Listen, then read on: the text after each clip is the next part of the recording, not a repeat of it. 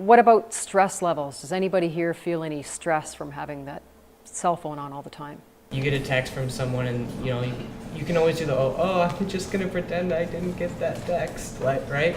And then they're going to text you like, hey, text me back, and it's just like, it's a lot to deal with, and like it stresses you out. We know another one of the consequences of having to chronically multitask under conditions that are very challenging and where you care a lot about the outcome, the stress can start to have pretty negative health consequences. Is it hard to stop thinking about and anticipating incoming texts while you're doing homework?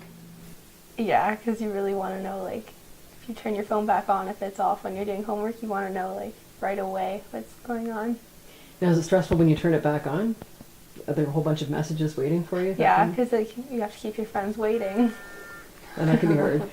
Okay, now that opens up a whole other area there. Where you keep your friends waiting, are they mad at you? Do they get upset thinking I you're get ignoring like them? tons of text messages with question marks. And the question mark means? Answer me. That can be stressful. Yes. So have you ever had anybody get upset with you outright and tell you that, they think that you're ignoring them? Yeah. Yeah. Like, why aren't you answering me?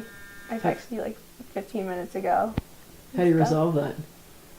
I say my phone was off or something. Yeah. We can deal to a certain extent with the external interruptions simply by saying to ourselves whenever they happen, and even if I notice them, I'm going to ignore them and continue on with whatever I'm doing. On the other hand, it's actually tougher with internal interruptions because given the way the mind works and given the way that the brain works, without a lot of practice, we actually don't have much control over the internal eruptions that kind of pop up into consciousness out of our subconscious mind. They kind of happen like fish jumping up out of a lake over which we don't have any control either. What do you do to kind of sort of calm down that feeling of being on call? I don't ever really, it doesn't ever really affect me too much. If it does like start to bother me, then I just kind of toss it to the side. Like I'll actually just put it in my holster so it absorbs the impact, toss it onto my bed, and just walk away. And like I won't come back to it for like an hour or so. And then I'll come back and just have like 8 texts and like 3 BBMs, and I'll be like, Then you got to catch up. Yeah. It all comes back and bites you in the back.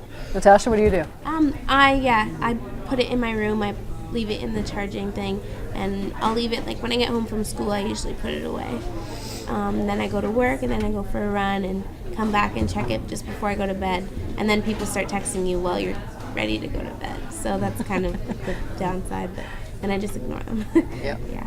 What ends up happening is that you're really again upregulating your sympathetic or fight or flight nervous system. One of the few ways we can get control over that, and this is where it goes back to the previous topic, is through concerted, regular, systematic meditation.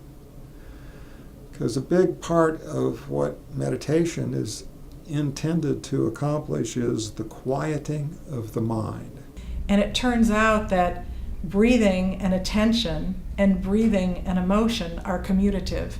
That is, if you are doing a certain breathing pattern, it correlates with certain attention patterns. At least 24 minutes set aside each day for a quiet time that's just your own, come hell or high water, so as to kind of get back to neutral, balance your head so that you can go back out into this chaotic environment. I think that if we want to be the innovative thinkers that built the amazing economies and created the extraordinary inventions, that our minds need a range of experiences, including the daydreaming and the wandering and those receptive states.